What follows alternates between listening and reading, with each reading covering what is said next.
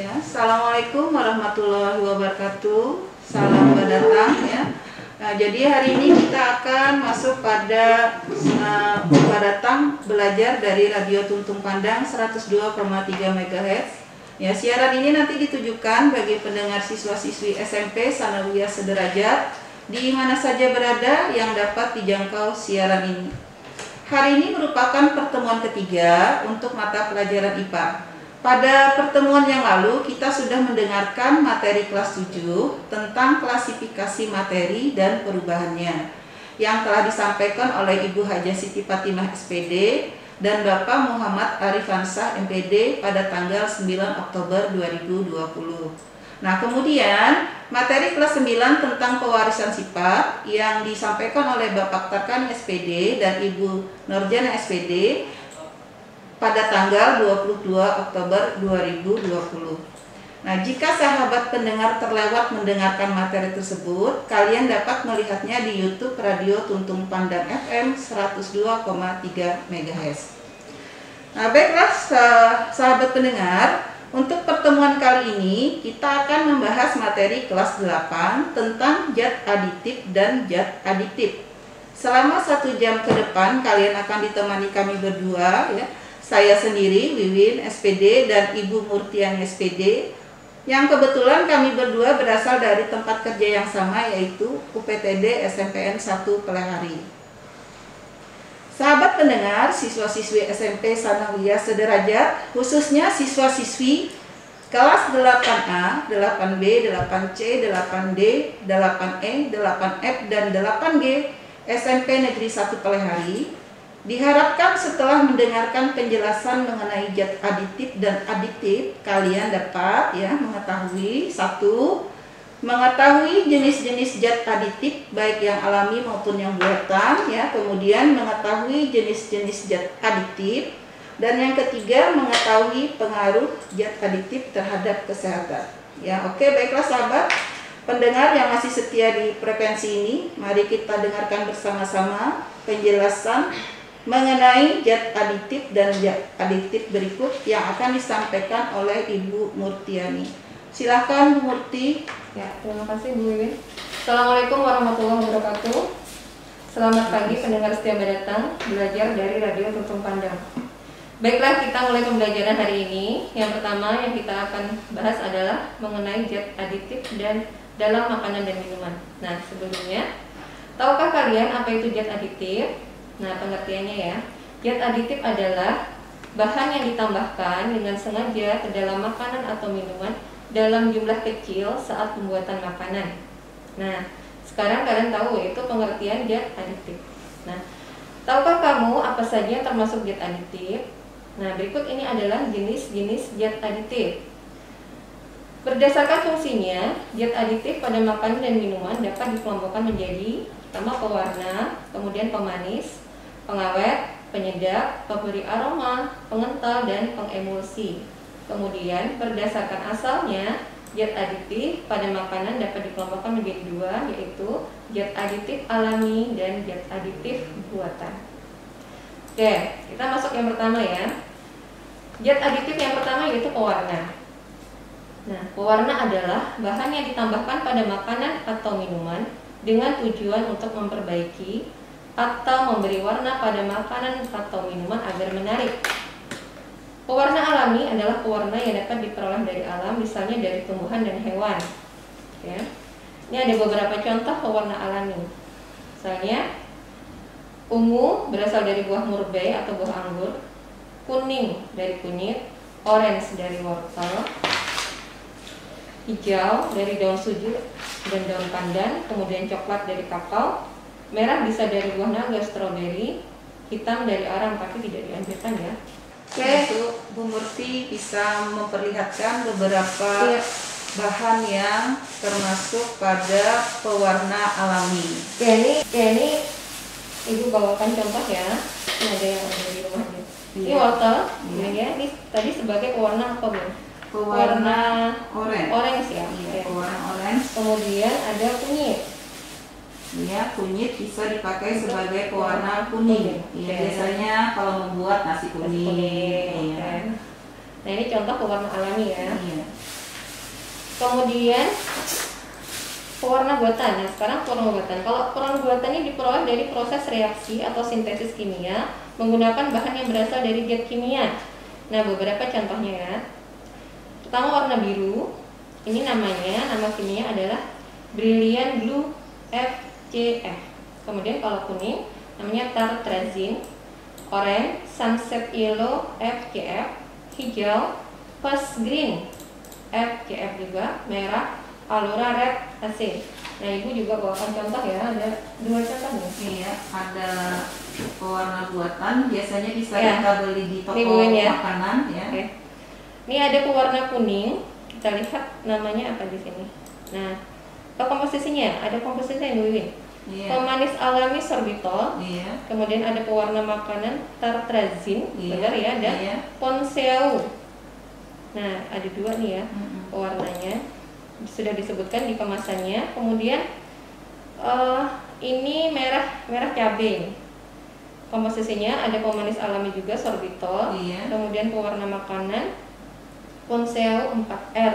Iya. Nah, ini ya kalau kita bisa gunakan Win ya untuk Iya. makanan, Untuk makanan, membuat kue, ya, ada bilangnya. agar-agar Nah. menjadi warna merah ya. Ini aman kita gunakan karena untuk ini sudah terdaftar di Balai Pengawasan Obat dan Iya. Makanan atau BPOM. Jadi ini aman digunakan ya, warna makanan tadi. Kemudian kita lanjut ke pemanis. Pemanis merupakan bahan yang ditambahkan pada makanan atau minuman sehingga dapat menyebabkan rasa manis pada makanan atau minuman. Bahan pemanis ada 2 jenis, yaitu pemanis alami dan buatan juga. Iya, sama seperti pewarna tadi ya. Sama. Iya, pemanis juga ada yang alami, ada yang buatan. Nah, contoh pemanis alami ini pada makanan yang biasa digunakan adalah gula pasir atau sukrosa, kemudian gula kelapa, gula aren, gula lontar atau bit. Nah, Ibu juga bawakan contohnya ini. Nah, ini ada 3 macam nih pemanis. Pemanis alami ada 3 macam ya. Ini pertama gula pasir atau Iya. sukrosa. Iya. Ini Itu gula palem. Iya. ya, pemanis alami juga. Iya. Gula palem. Kemudian ini gula aren. Iya, Nah, ini gula sama-sama pemanis ya. Pemanis Alami. Iya, pemanis alami Iya, ya. pemanis Pemanis alami. alami. Kalau pemanis buatan ini ya, mempunyai rasa yang hampir sama dengan pemanis alami. Pemanis buatan ini dibuat melalui reaksi kimia tertentu sehingga dapat dihasilkan senyawa yang punya rasa manis. Pemanis buatan dibuat dengan tujuan sebagai pengganti gula alami. Dan contohnya adalah siklamat, aspartam, kalium asesulfam, dan sakarin. Nah, itu contoh-contoh dari pemanis buatan. Sekarang pengawet. Pengertiannya dulu ya. Pengawet adalah zat aditif yang ditambahkan pada makanan atau minuman yang berfungsi untuk menghambat kerusakan makanan atau minuman. Kerusakan makanan dapat disebabkan oleh adanya mikroorganisme yang tumbuh pada makanan dan minuman. Bahan pengawet pencegah tumbuhnya mikroorganisme sehingga reaksi kimia yang disebabkan oleh mikroorganisme tersebut dapat dicegah. Misalnya, fermentasi pada makanan dan minuman tersebut. Reaksi-reaksi kimia lain juga dapat dicegah oleh adanya pengawet antara lain pengasaman, oksidasi, pencoklatan atau browning, dan reaksi enzimatis lainnya. Nah, sekarang ada beberapa contoh pengawet yang biasa digunakan pada makanan dan minuman. Ini contohnya ya. Ada asam benzoat, natrium benzoat, dan kalium benzoat. Biasa digunakan untuk mengawetkan makanan dan minuman ringan, saus dan kecap. Kemudian ada asam askorbat. Nah, ini untuk mengawetkan daging olahan, kaldu, dan buah dalam kaleng. Ada lagi natrium nitrat untuk mengawetkan daging olahan dan keju. Asam propionat untuk mengawetkan roti dan keju olahan. Butyl hidroksianisol atau BHA menghambat oksidasi pada lemak dan minyak. Kemudian butyl hidroksitulen atau BHT menghambat oksidasi pada lemak, minyak, margarin, dan mentega. Oke. Nah, itu tadi Bu ini ya. Iya. Jadi ada pengawetan bahan makanan yang menggunakan bahan kimia.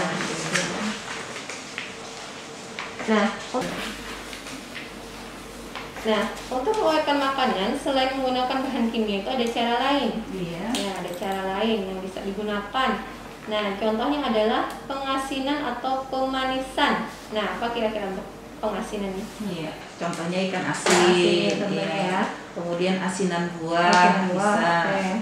Kemudian kalau untuk buahnya manisan buah, Manisan buah. iya, buah mangga bisa dibikin asinan nanas ya. Jadi ini lebih awet ya. Iya. Kemudian metode lain bisa juga secara fisik, yaitu dengan pemanasan, pendinginan, pembekuan, pengasapan, pengeringan, dan penyinaran. Nah, ini dilakukan secara fisik, artinya dilakukan metode tadi supaya bahan makanan itu menjadi lebih awet. Contoh yang pengasapan tuh contohnya tongkol asap. Nah, jadi bisa. tongkolnya setelah diasapkan itu bisa lebih tahan. Kalau tidak punya lemari es, itu bisa lebih tahan lebih dari 3 hari untuk diasapkan. Dan yang biasa kita gunakan ini itu pembekuan. Iya, pembekuan umpamanya ikan dimasukkan freezer tahan lebih lama daripada kalau ikannya tidak dibekukan. Nah, sekarang banyak juga makanan yang dijual beku Dalam ya. keadaan beku. Dalam keadaan Iya. beku ya, biasanya namanya Frozen food yang sekarang lagi ngetren. Iya. Apa aja ada yang di frozen Ada di food-nya, frozen. ya. Ada bandeng ya, ada kulit risoles, kulit lumpia ya, bahkan seafood ada juga Bu, ya, iya, seafood ada juga. kulit kebab itu semuanya yang frozen food ya. Nah, ini pengawetan secara fisik. Iya, secara pembekuan. Tadi ya. Nah, kita lanjut, zat aditif berikutnya yaitu penyedap. Penyedap makanan adalah bahan tambahan makanan yang digunakan untuk meningkatkan cita rasa makanan. Nah, adapun bahan penyedap alami yang umumnya digunakan adalah garam, bawang putih, bawang merah, cengkeh, pala, merica, cabai, laos, kunyit, ketumbar, serai, dan kayu manis. Pada makanan berkuah, kaldu dari daging dan tulang pada umumnya digunakan sebagai penyedap. Nah, ini Ibu bawakan contoh di beberapa macam ya. Iya. Nah, bisa kita lihat. Contoh itu kalau di dapur, bumbu dapur lengkap itu termasuk semuanya sebagai bahan Penyedap ya. penyedap. Oke, Iya. ini contohnya ini. Supaya makanannya lebih sedap. Contohnya lada. Nah, lada itu termasuk Ini lada ya? Iya, Ini lada ya? Iya, penyedap ya. Penyedap. Kalau sekarang sudah lebih mudah, ada lada bubuk, garam, garam ya, bawang merah, iya, bawang putih, kemudian jahe, ada jahe. Udah kayak mau masak-masak nih Bu ya. Iya.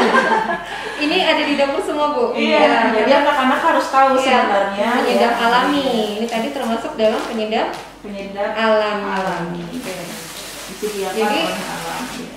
Ibu yang di dapur tentu sudah lengkap ya Bu ya. Iya. Jadi jangan di kamar aja nih. Udah di dapur pelajarannya. Karena hari ini pembelajarannya real Bu. Iya. Jadi yang ada bahan makanan yang ada di sekitar kita. Jadi zat aditif kan ditambahkan dalam jumlah sedikit pada makanan. Nah, jadi kan kalau ibunya mengolah makanan, tentu apa sih yang ditambahkan pada makanan itu supaya rasanya lebih enak, ya kan lebih menarik, lebih sedap. Nah, itu tadi. Ya, dan untuk yang adik-adik yang ingin melihat bisa langsung di live Instagram. Di sana ada terlihat bahan-bahannya. Sudah ditampilkan sama ibu kita. Ini seadanya aja tadi ada ya di dapur ya. Ada di rumah. Iya. Oke. Silakan Ibu.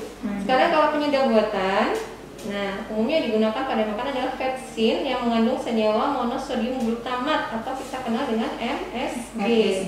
Atau bisa juga mononatrium glutamat atau MNG. Nah, senyawa ini dibuat dari fermentasi tetes tebu dengan bantuan bakteri Micrococcus glutamicus. Banyak ahli kesehatan berpendapat bahwa penggunaan MSG yang berlebihan dapat menimbulkan penyakit yang dikenal dengan nama sindrom restoran Cina atau Chinese Restoran Syndrome, dengan gejala pusing, mulut terasa kering, lelah, mual, atau sesak napas. Dosis maksimal penggunaan MSG yang diterapkan oleh WHO adalah 120 mg per kilogram berat badan. Misalnya, ya dicontoh ya, berat badanmu 40 kg, maka jumlah MSG maksimal yang dapat dikonsumsi sebesar 480 mg. Oke, jadi tidak boleh berlebihan juga ya. Tidak boleh. Sesuatu yang berlebihan itu tidak bagus ya. Ini Iya, Bu, jadi bahkan harus contohnya pas. ya, yang kita biasa kenal nih Bu ini ya. Ajinomoto mereknya ya. Iya. Maaf ya, ini Iya. mengeluarkan merek nih ya, karena ini merek dagang. Oh, iya. Oke, biasanya nih sering nggak baca, kita baca nih. Iya. Bahan tambahan makanan penguat rasa mono natrium glutamat murni. Nah, Iya. jadi ada tulisannya ya. Di kemasan itu ada tulisannya. Nah, jadi pada vaksin ini kandungannya adalah mono natrium glutamat murni. Ya. Berarti tidak ada tambahan. Tidak ada tambahan. Iya. Oke.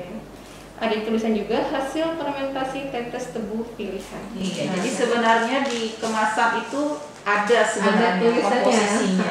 Iya. Kita kadang nggak baca. Ya, ada lagi Bu ini. Iya. Itu Penyedap yang biasa digunakan ya. Iya, paling Iya, sering. paling Iya. sering. Nah, ini juga termasuk dalam penyedap penyedap buatan buatan. karena dalam komposisinya, banget tulisnya. Ada garam, penguat rasa. Penguat rasanya adalah mono natrium glutamat juga. Iya. Nah, jadi sama nih kandungannya nih. Iya, jadi dalam bubuk serbuk penyedap itu juga ada monosodium glutamat. Iya, mono natrium glutamat ya. Nah, ini termasuk tadi penyedap buatan. Iya, penyedap buatan. Kita lanjut, yaitu pemberi aroma. Pemberi aroma adalah zat yang memberikan aroma tertentu pada makanan atau minuman. Penambahan zat pemberi aroma dapat menyebabkan makanan atau minuman memiliki daya tarik tersendiri untuk dinikmati. Nah, zat pemberi aroma dapat berasal dari bahan segar atau ekstrak dari bahan alami, diantaranya ekstrak buah nanas, ekstrak buah anggur, minyak atsiri, dan vanili. Beberapa kue menggunakan merubah sebagai pemberi aroma. Itu contoh yang alami. Iya. Bisa juga kita yang ada di sekitar kita ya, selain buah nanas, buah anggur, nah buah apa misalnya? Iya, pemberi aroma contohnya pandan. Pandan. Iya, Oke, daun betul. pandan selain warnanya bisa diambil, juga aromanya juga bisa digunakan. Contohnya untuk membuat kue dadar gulung, ya, Oke. kue apa itu serikaya pandan, ya. Nah, Jadi seperti lebih itu. harum mungkin ya. Iya, lebih membangkitkan selera makan jadinya. Iya. Oke. Nah, sekarang kalau pemberi aroma yang sintetis atau buatan itu disebut dengan esen. Iya, esen ini banyak beredar ya. Ya. Oke. Iya. Nah, ini contohnya. Ada amil kaproat atau aroma apel, Iya. amil asetat, aroma pisang anggur, etil butirat, aroma nanas, vanilin, aroma vanili, metil atranilat, aroma buah anggur. Nah, itu tadi disebut sebagai pemberi aroma sintetis. Iya, sintetis. Tadi Esen. juga Iya. bawakan contohnya ya. Yang paling banyak itu biasanya aroma sintetisnya pandan. Pandan, ya. iya, betul. Karena pandan ini banyak kue-kue yang warnanya hijau yang diberi aroma pandan. Ini contoh ya. Iya. Nah, ini pasta. Nah, ini esen. Esen. Jadi ini bunyinya bukan pandan asli, Iya. tapi bahan sintetis. Sintetis, Oke. iya. Bahan sintetis karena dia disebutkan di sana adalah perisa, pandan, dan pewarna. Jadi Iya. ada perisa ya. Ada perasanya, Nah. juga ada pewarnanya. Pewarnanya Iya. dia macam. Iya. Nah, bisa kita coba kita baca ya. Komposisinya ada perisa sintetik pandan mengandung antioksidan BHA, air pengental, gom, pengawet, natrium benzoat, pewarna tartrazin, biru berlian Cl. Nah, jadi lengkap ya. Jadi ini tadi adalah termasuk yang sintetis ya. Iya. Jadi walaupun dia beraroma pandan, bukan berarti dia dari pandan, Pandan. gitu Bu ya. Ini sama nih nangka. Nangka. Nangka, walaupun dia beraroma nangka, tetapi bukan dari Dari nangka, nangka, iya. tetapi dari zat kimia yang aromanya sama dengan Nangka. Oke. Apa Dan itu? ini Bu yang kecil, Iya, vanili. vanili. Iya. Nah, ini ternyata bukan bubuk vanili, tetapi kalau kita baca di sini adalah vanillin powder. Iya, Berarti dia termasuk zat kimia juga, Iya. sintetis juga. Iya. Lalu kita biasa sebut pakai vanili gitu Iya, ya. padahal Vanillin. vanilin. Vanillin, Iya. ya ini artinya sintetis. Sintetis, bukan yang alami. Bukan yang alami. Nah, sekarang selanjutnya adalah pengental ya. Iya, pengental. Pengental adalah bahan tambahan yang digunakan untuk menstabilkan atau memekatkan makanan yang dicampurkan dengan air sehingga membentuk kekentalan tertentu. Bahan pengental alami misalnya pati, gelatin, gam, agar-agar, dan aldehid. Iya. Oke. Ada gambarnya ya? Oh iya ada. Kalau agar-agar. Nah ini contoh dari pengental ya. Iya. Kalau ditambahkan air, Dia menjadi kental. jadi menjadi kental. Jadi kekentalannya tergantung jumlah airnya. Jumlah airnya. Makin sedikit airnya makin kental. Makin kental. Makin banyak airnya makin encer. Encer. Sama dengan yang satunya itu. Sama ya. Nah itu masuk pengental juga ya. Nah, biasanya juga pakai pati, itu paling banyak. Pati maizena terutama yang dari tepung jagung. Itu Oh, biasanya maizena? untuk bikin capcay ya, itu, iya. ya. Jadi mengentalkan pakai pati jagung atau yang sering kita sebut dengan maizena. Maizena. Atau untuk bikin isiannya kue sus. Nah, juga supaya kental susunya, jadi diberi pati jagung Pati tadi. jagung atau Iya, jadi maizena banyak ya. sekali gunanya yang Oke. bahan pengental ini. Iya. Nah, terakhir adalah pengemulsi. Pengemulsi adalah bahan tambahan yang dapat mempertahankan penyebaran atau dispersi lemak dalam air dan sebaliknya. Minyak dan air tidak saling bercampur, namun bila ditambahkan sabun kemudian diaduk, keduanya dapat dicampur. Sabun dalam contoh tersebut disebut sebagai zat pengemulsi. Ini contohnya saja Bu ya, sabun. Iya. Nah, contoh zat pengemulsi makanan adalah lecitin yang terkandung dalam kuning telur maupun dalam kedelai. Iya. Lecitin banyak digunakan dalam pembuatan mayones dan mentega. Apabila tidak ditambahkan zat pengemulsi, lemak dan air pada mayones dan mentega akan terpisah. Iya. Jadi memang di dalam mayones itu ada lecitinnya. Mayones itu kan dari minyak kedelai itu ya. Iya. Lecitin. Lecitin kedelai dia dari Iya. kedelai. Iya. Nah, jadi untuk menggabungkan antara minyak dan air. Air. Ya. Iya. Supaya menjadi satu. Gitu. Iya. Nah, setelah kita dengarkan penjelasan Bu Murti tadi, ternyata banyak sekali zat aditif yang kita jumpai dalam kehidupan sehari-hari, ya. Kalau dipikir-pikir, sebenarnya apa tujuan penggunaan zat aditif untuk makanan dan minuman, ya? Nah, jadi banyak penggunaannya kira-kira nih. Banyak sekali Bu ya. Nah setelah kita lihatkan contoh-contoh tadi, Iya. baik yang alami maupun buatan, apa Iya. sih gunanya? Nah gunanya adalah untuk memperbaiki penampilan, cita Iya. rasa, tekstur, aroma, dan memperpanjang daya simpan. Nah, selain itu, penambahan zat aditif juga meningkatkan nilai gizi makanan dan minuman seperti penambahan protein, mineral, dan vitamin. Oh iya, iya. Karena ada itu kalau kita lihat tepung di pasar tuh bervariasi ya. Ada tepung yang protein rendah, ada sedang. tepung protein sedang, Nah. ada tepung protein tinggi. Nah, jadi itu kegunaannya beda-beda. Nah, kalau yang ahli bikin kue itu pasti tahu bedanya. Iya. Pilih yang mana Bu ya? Iya, tergantung dari yang mau dibuat supaya hasilnya menjadi memuaskan kuenya. Oke. Iya. Nah, itu tadi adalah penggunaan zat aditif. Nah, sekarang yang jadi pertanyaan, kira-kira apakah zat aditif tadi itu semuanya aman untuk kita konsumsi? Semuanya ya. Iya. Nah, kalau tadi kan yang kita jelaskan ada zat aditif alami dan Iya. buatan Bu ya. Buatan, iya. Ya.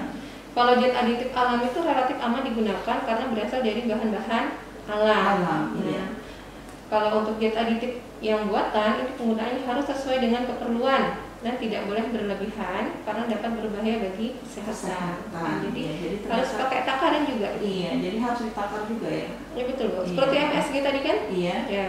ya. Ya. Harus sesuai dengan Misalnya dengan Berat badannya berat badan tadi, gitu iya. ya, yang boleh dikonsumsi. iya. Nah Bu, ada lagi nih zat aditif yang dilarang penggunanya untuk makanan. Iya. Contoh adalah pewarna tekstil untuk makanan. Nah ini bisa membahayakan kesehatan. Pewarna tekstil dan pewarna cat tidak boleh digunakan sebagai pewarna makanan dan minuman karena pewarna tekstil dan cat itu biasanya mengandung logam berat. Nah contohnya adalah mengandung antimoni, arsenik, barium, kadmium, kromium, raksa, merkuri, selenium yang bersifat sebagai racun bagi tubuh. Ini pernah nih ya, kalau zaman dulu sebelum banyak diproduksi pewarna yang untuk bahan makanan, dulu itu malah menggunakan pewarna tekstil. Iya. Biasa disebut apa itu yang merah tuh ya, tapi bungkusnya plastik. Nah dia tidak dianjurkan sama sekali untuk makanan. Kesumba, kalau Iya. orang dulu sebutnya sumba merah. Iya. Nah itu tadi pewarna yang tidak boleh digunakan. Nah ada lagi pengawet yang tidak boleh digunakan juga, tapi digunakan. Berarti ini salah ya, salah memakai ini adalah formalin dan borak. Nah ini dilarang untuk makanan. Formalin biasanya digunakan untuk mengawetkan tahu, dan borak sering dipakai untuk mengawetkan bakso dan mie.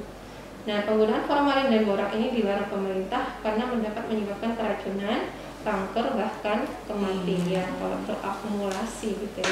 Jadi kalau lama-kelamaan terakumulasi di dalam tubuh, itu dapat berbahaya. menyebabkan penyakit.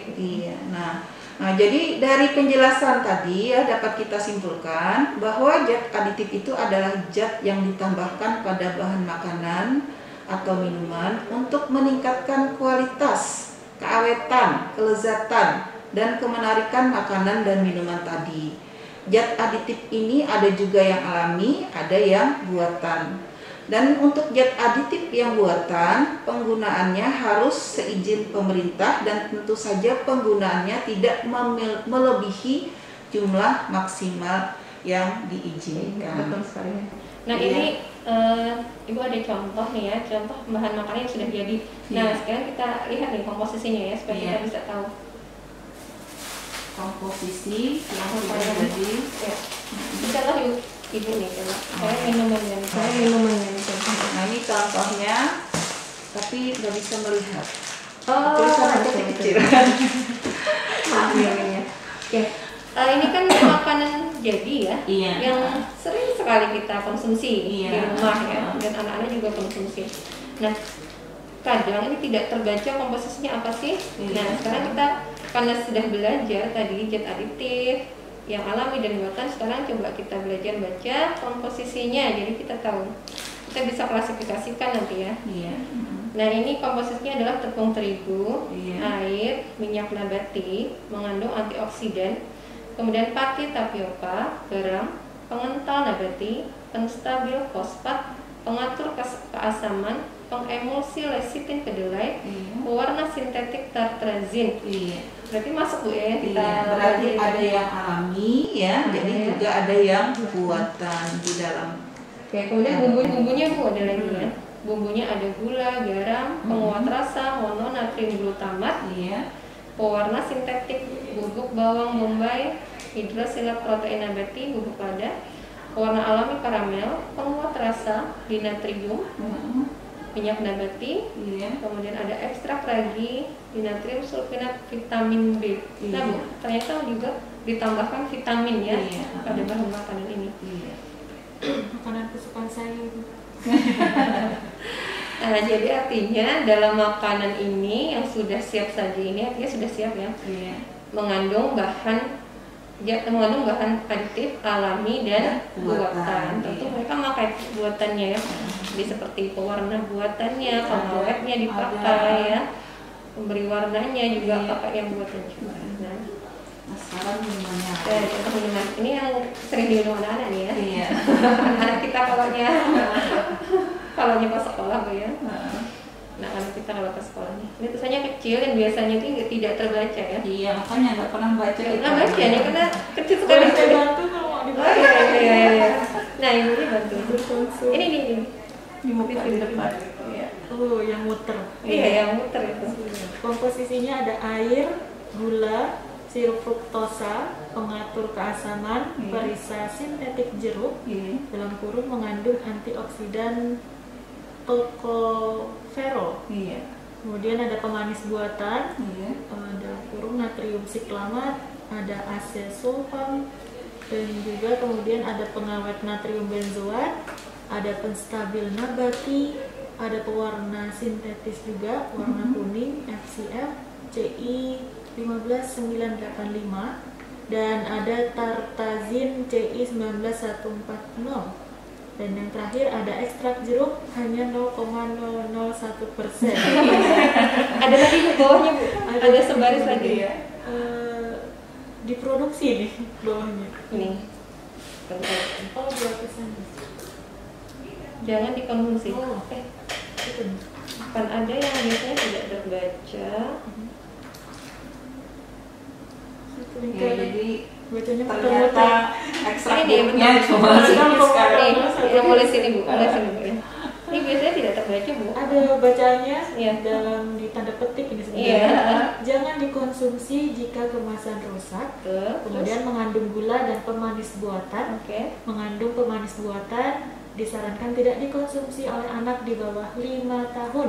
Kemudian terus yang ibu, penting ibu hamil dan ibu menyusui. Nah, itu yang kadang-kadang tidak terbaca. tidak terbaca, Bu. Iya. Kenapa tidak terbaca? Karena tulisannya sangat Sangat kecil. Jadi anak-anak di bawah 5 tahun, Iya. ibu hamil, ibu menyusui, ya. sebaiknya tidak mengkonsumsi, minuman ini ya. Iya. Tapi biasanya konsumsi itu adalah anak-anak. Iya. Ya kan? Kakaknya minum, adiknya ikutan. Iya, betul. Iya.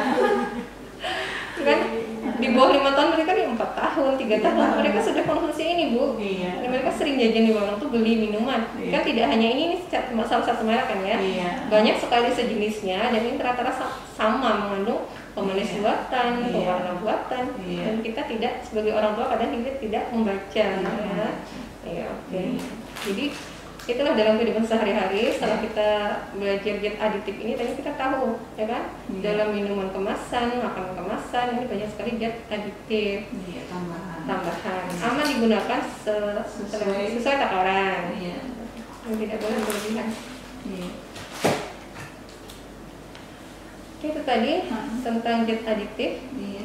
Nah, tadi kita sudah mendengarkan ya masalah mengenai zat aditif ya.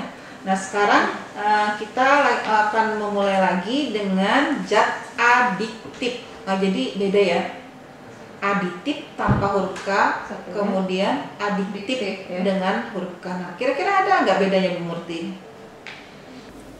Bedanya cuma satu huruf ya. Iya, beda satu huruf tapi maknanya Tapi Nah, ternyata iya. maknanya berbeda. Ya. iya. Nah, kalau tadi zat aditif yaitu bahan yang ditambahkan dengan sengaja ke dalam bahan makanan dalam jumlah kecil saat membuat makanan itu. Iya. Sedangkan zat adiktif ini adalah zat-zat yang apabila dikonsumsi itu dapat menyebabkan ketergantungan Iya. atau adiksi ya, dan ingin menggunakannya secara terus-menerus. Nah, ini bisa menyebabkan ketagihan. Iya, Nah, ketagihan. beda banget ya. Iya, jadi pengertiannya beda sekali ya. Iya, beda sekali. Jadi antara zat aditif, Dan zat zat adiktif. adiktif. Iya, jadi teman-teman yang di rumah, pendengar semua ya, jadi harus hati-hati dalam pengucapannya karena beda pengucapan, beda maknanya jadinya. makna. Iya, jadi adiktif jangan salah dengan Adiktif. adiktif. Iya. Nah, sekarang kalau tadi zat aditif itu banyak sekali jenisnya ya, sekali. iya. Apakah zat adiktif ini juga banyak ya jenisnya? Nah, ternyata zat adiktif ini juga banyak Bu ya. Iya. Nah, tapi secara garis besarnya ada 3 kelompok nih yang termasuk zat adiktif. Iya. Yang pertama yaitu narkotika, Iya. kemudian psikotropika dan zat psikoaktif lainnya. Ada Iya. 3 golongan besar. Ya. Iya. Nah, jadi kita langsung ya kita masuk satu persatu. Kita bahas tentang zat adiktif. Yang pertama yaitu narkotika. Nah, kita bisa sering nih narkotika. Pengertiannya adalah zat yang berbahaya yang tidak boleh digunakan tanpa pengawasan dokter. Penggunaan narkotika tanpa pengawasan dokter adalah melanggar hukum. Narkotika adalah zat atau obat yang berasal dari tanaman yang dapat menyebabkan penurunan atau perubahan kesadaran, menghilangkan atau mengurangi rasa nyeri dan menyebabkan ketergantungan bagi penggunanya. Narkotika dapat digolongkan menjadi 3 golongan berdasarkan potensi dalam menyebabkan ketergantungan. Nah, ternyata ada 3 golongan nih dalam narkotika. Iya. Narkotika golongan 1 ini sangat berbahaya karena potensinya sangat tinggi menyebabkan ketergantungan. Nah, ini juga tidak boleh digunakan dalam pengobatan, misalnya heroin atau butau, kokain, dan ganja. Kemudian narkotika golongan 2 ini berpotensi tinggi dalam menyebabkan ketergantungan dan dapat digunakan sebagai pilihan terakhir dalam pengobatan. Tapi pilihan terakhir ya, setelah ada yang lain bisa yang lain. Nah, misalnya morfin, petidin, dan metadon. Kemudian narkotika golongan 3 ini berpotensi ringan dalam menyebabkan ketergantungan dan banyak digunakan dalam pengobatan, misalnya kodein. Biasanya ada di obat batuk tuh ya. Kodein gitu ya. Iya, kodein. Penggunaan narkotika ini sangat berbahaya bagi kesehatan sehingga penyalahgunaan narkotika dapat merusak masa depan generasi muda. Nah, jadi hindari dan jauhilah zat-zat yang terkait dengan narkotika. Ini narkotika tadi sebenarnya ada gunanya Bu ya untuk Iya. pengobatan, Iya. tetapi jalan terakhir gitu ya. Iya. pilihan terakhir ya. Dan apabila disalahgunakan itulah yang menjadi merusak ketergantungan ya, merusak kesehatan dan sebagainya. Kemudian yang kedua adalah psikotropika. Nah, ini obat yang berkhasiat psikoaktif yang mempengaruhi mental dan perilaku seseorang, jadi psikisnya ya. Misalnya orang yang sulit tidur, bila meminum obat tidur golongan psikotropika ini dapat bisa tidur nyenyak gitu. Oleh sebab itu penggunaan psikotropika itu harus sesuai dengan resep dokter. Nah, dalam psikotropika juga ada beberapa golongan, yaitu 4 golongan. Pertama, psikotropika golongan 1 ini berpotensi sangat kuat menyebabkan ketergantungan dan tidak digunakan sebagai obat. Misalnya ekstasi atau MDMA, metildioksi, metamfetamin, kemudian LSD, kemudian STP atau DOM, dimetoksi alfa, dimetil penetilamina. Kemudian psikotropika golongan 2 ini berpotensi kuat menyebabkan ketergantungan dan sangat terbatas digunakan sebagai obat. Misalnya amfetamin, metamfetamin, penisiklidin dan Ritalin. Terbatas ya digunakan sebagai obat tapi dalam jumlah yang terbatas. Kemudian psikotropika golongan 3 ini berpotensi sedang menyebabkan ketergantungan dan banyak digunakan sebagai obat. Nah, misalnya pentobarbital dan flunitrazepam. Kemudian yang terakhir, psikotropika golongan 4 berpotensi ringan dalam menyebabkan ketergantungan dan sangat luas digunakan sebagai obat. Misalnya diazepam, clozapam, phenobarbital, barbital, clorazepam dan nitrazepam. Nah, biasanya ini obat-obat tidur ya, Iya. Biasanya kalau mengkonsumsi ini jadinya mengantuk ya. Betul ya dalam kayak obat batuk sih ya. Obat batuk kalau mengandung ini tadi bisa mengantuk. Iya. Nah, kemudian tadi psikotropika. Nah, sekarang yang ketiga itu zat psikoaktif lainnya. Nah, selain narkotika dan psikotropika ini ada alkohol, nikotin dan kafein. Nah, kita kenal luas nih alkohol ya. Alkohol yang banyak digunakan yaitu etanol. Nah, ini diperoleh dari fermentasi glukosa dengan ragi Saccharomyces cerevisiae. Selain etanol, ada lagi jenis alkohol yaitu metanol yang biasa digunakan pada industri sebagai pelarut zat tertentu. Metanol dikenal dalam sehari-hari itu yaitu namanya spiritus. Zat ini sangat beracun dan bila terminum dapat memutuskan saraf mata sehingga orang dapat menjadi buta atau bahkan meninggal dunia. Nah, itu yang kita kenal ya, ada etanol yang biasa kita lihat tuh ya, misalnya kalau etanol tuh biasanya kan untuk ini ya, antiseptik ya, dalam kadar berapa persen. Ada yang 70%, ada yang 90%. Antiseptik. Iya. Kemudian kalau yang spiritus ini dulu ada di pasaran gitu ya. Iya, untuk bahan bakar itu ya. Bahan bakar. Iya. Menyalakan lampu spiritus kalau kita praktikum. Iya.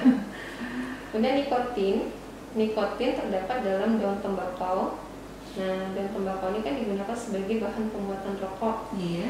Akibatnya orang yang merokok itu lebih tahan kantuk, lebih aktif ya. Namun demikian, merokok itu berbahaya bagi kesehatan dan dapat menyebabkan kanker tenggorokan dan kanker paru. Ini saya bawa contohnya nih Bu. Iya. Tapi tidak boleh dikonsumsi untuk anak SMP ya. Iya. Ya. Makanya tuh. Apa aja isinya yang ada di dalam bungkus rokok. Oke, ada kandungannya Bu ya. Ini tidak terbaca juga Ibu. Gitu. Jadi kita contoh Bu ya, contoh supaya nikotin itu benar-benar ada dan dia dituliskan sebenarnya. Ya. Kalau tempat saya Bu ini ada salah satu bagiannya. Ini ada 31 mg tar dan 2,2 mg nikotin. Iya. Kalau di sini ya ada 39 mg tar, lebih banyak ya. Kemudian 2,3 mg nikotin. Iya, jadi sebenarnya di rokok itu sudah ada larangannya ya. Dilarang menjual, memberi pada anak usia di bawah 18 tahun dan perempuan hamil. Iya, ada. Saya tidak terbaca Ibu. Iya, ada. Dilarang menjual atau memberi pada anak di bawah usia 18 tahun dan perempuan hamil. Nah, Iya. ternyata sudah dituliskan.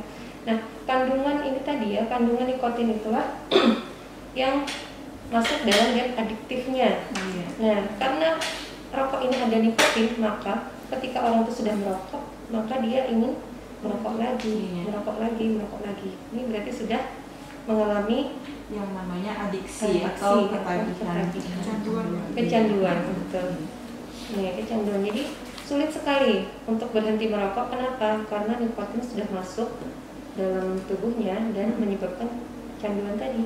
Nah, jadi sangat sulit sekali memutuskan untuk berhenti merokok. Nah, kemudian kafein ya. Nah, kafein ini terdapat dalam kopi. Dan tentu kita suka sekali minum kopi ya. Iya. Apalagi bapak-bapak. Nah, selain dalam kopi, kafein juga ditemukan dalam teh yang dikenal dengan nama tein. Namun kadarnya tidak sebanyak dalam kopi. Meskipun kafein merupakan zat psikoaktif, namun tidak ada larangan dalam penggunaannya. Umumnya kopi dikonsumsi dengan tujuan agar tidak mengantuk. Hal ini disebabkan karena kafein mengandung stimulus yang mampu meningkatkan kerja otak. Mengonsumsi kopi tidak dilarang, tetapi tidak dianjurkan secara berlebihan. Contoh nih, bisa lihat ya. Nah, jadi kafein itu tidak hanya terdapat dalam kopi, Juga ada di dalam. juga ada di dalam teh. Tapi namanya tadi adalah tein. Nah, kenapa kalau kita tuh sudah konsumsi kopi dan teh sulit berhenti? Iya. Karena sama-sama menyebabkan adiksi atau kecanduan. Karena ada kafein tadi, kafein dan tein. Nah, jadi kalau sudah enak gitu ya minum kopi, pasti besok minum kopi lagi. Atau pagi minum kopi, Iya, tiap pagi minum Kopi, teh, atau atau pagi minum kopi. iya, malamnya juga minum kopi lagi. Iya. Ini teh ini biasanya pagi ya. Saya juga dari kecil nih, kalau pagi dibuatkan teh, jadi besok bikin teh lagi. Jadi kayak gimana gitu kalau nggak minum teh ada yang kurang. Nah, berarti kita tuh sudah kecanduan. Tapi ini masih aman ya, Bu ya. Masih aman. Seandainya air putih ada zat adiktifnya juga ya, sehat. Tetapi nggak ada. Itu keperluan Bu ya, kalau kebutuhan ya, Iya. pengaruh dalam tubuh. Iya. Kalau itu tadi ada zat adiktifnya memang, jadi kita kalau tidak konsumsi itu kayaknya ada yang kurang gitu ya, karena kita sudah kecanduan. Oke, kita lanjut. Zat adiktif juga dapat dikelompokkan berdasarkan pengaruhnya terhadap tubuh. Itu ada stimulan, sedatif, atau ada halusinogen. Nah, satu-satunya. Stimulan merupakan zat adiktif yang dapat meningkatkan aktivitas sistem saraf pusat atau fungsi organ tubuh lainnya, seperti meningkatkan detak jantung, laju pernapasan, dan tekanan darah. Stimulan akan membuat orang lebih siaga dan tidak merasakan lelah. Contohnya kafein, nikotin, kokain, dan metamfetamin. Nah, berarti kafein tadi termasuk dalam stimulan, ya. Jadi orang tuh lebih siaga, tidak lelah, gitu ya. Iya. Jadi terjaga gitu ya. Ingatlah, kokain dan metamfetamin dilarang digunakan. Barang siapa yang menggunakan di luar ketentuan hukum dapat dipidana 15 tahun penjara. Nah, Untuk ada kokain ini ya, ya. pidananya ya. Kokain dan metamfetamin tadi. Kemudian kalau sedatif atau hipnotika itu dikenal dengan depresan. Merupakan zat adiktif yang memiliki efek berkebalikan dengan stimulan. Kalau depresan tadi meningkatkan aktivitas sistem saraf pusat dan fungsi organ tubuh. Kalau depresan akan menurunkan kesadaran, menyebabkan rasa kantuk, menurunkan tekanan darah, memperlambat detak jantung, dan membuat otot lebih rileks. Nah, contohnya adalah asam barbiturat, alkohol, dan diazepam. Ini kebalikan dari stimulan. Kalau stimulan tadi sifatnya meningkat, energi gitu ya. Kalau yang depresan, Depresan nih menurun gitu ya, mengantuk dan sebagainya. iya. Nah, ini kebalikannya. Kemudian yang ketiga itu halusinogen. Merupakan zat adiktif yang memberikan efek halusinasi atau khayal. Pengguna zat ini akan mendengar atau melihat sesuatu yang sebenarnya tidak nyata. Contoh zatnya adalah LSA, LSD. Atau LSA tadi lisensic acid amide, dan LSD lisensic acid dietilamid. Nah, penggunaan LSA dan LSD juga dilarang oleh hukum. Karena itu hindarilah zat-zat ini, termasuk zat terlarang ya.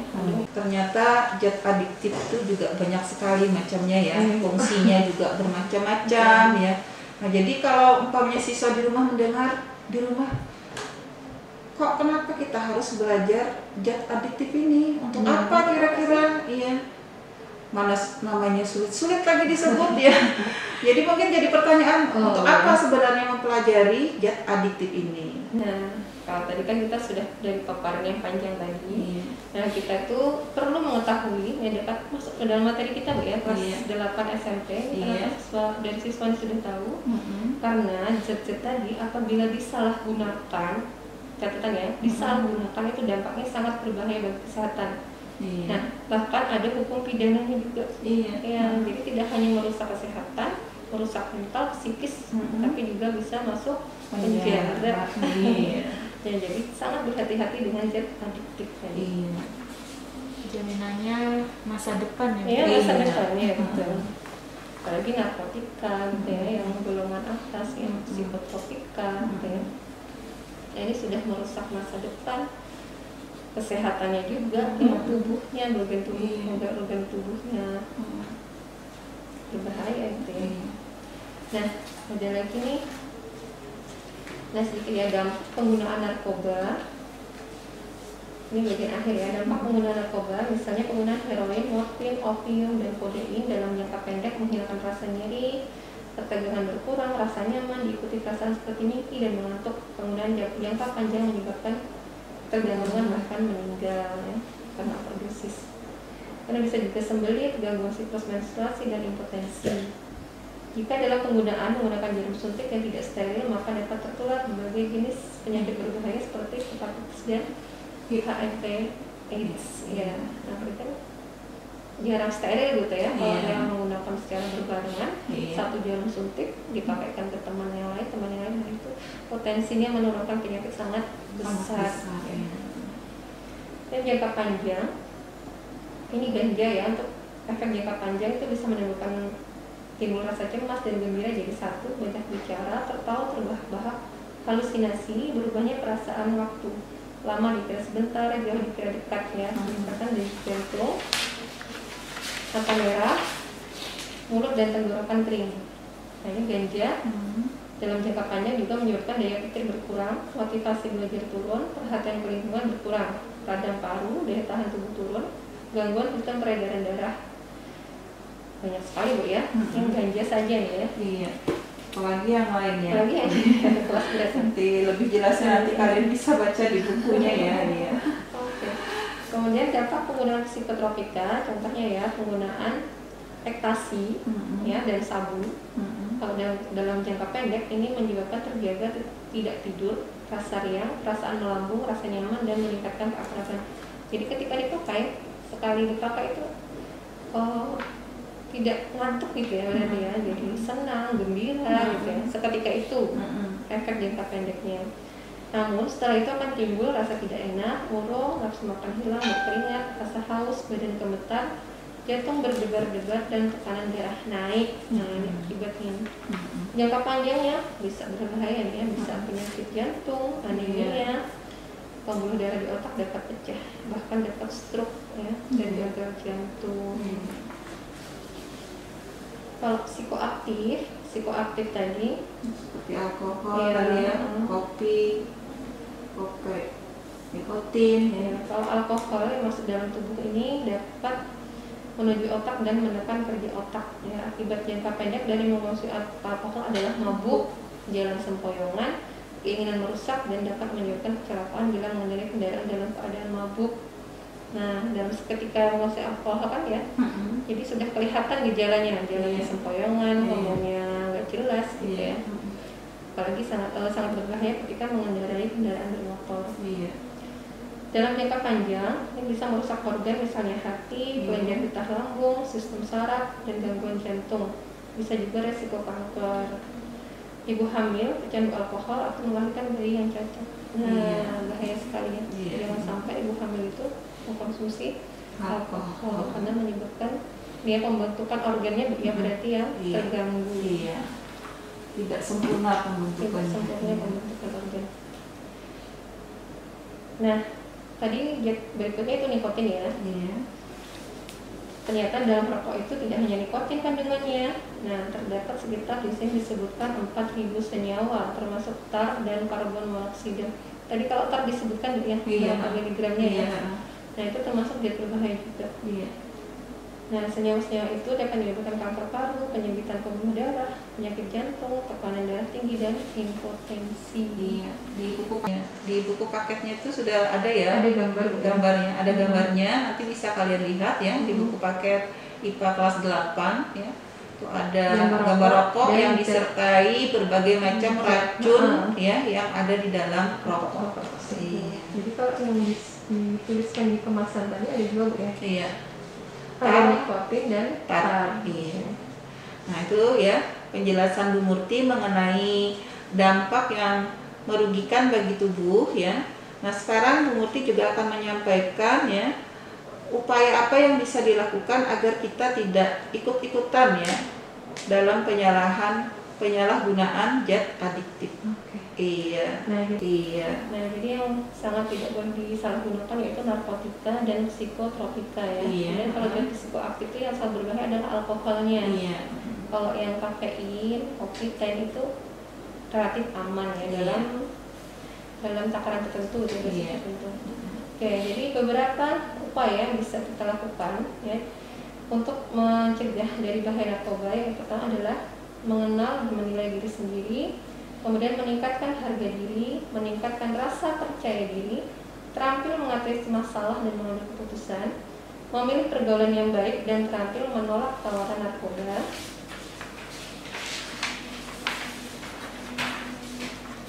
Terampil sebagai agen pencegahan penyalahgunaan narkoba, menerapkan pola hidup sehat, memperkuat iman dan takwa kepada Tuhan, melakukan kegiatan yang positif, membangun komunikasi dan hubungan baik dengan teman dan keluarga. Iya. Nah, tentu sekali yang bisa dilakukan ya. Iya.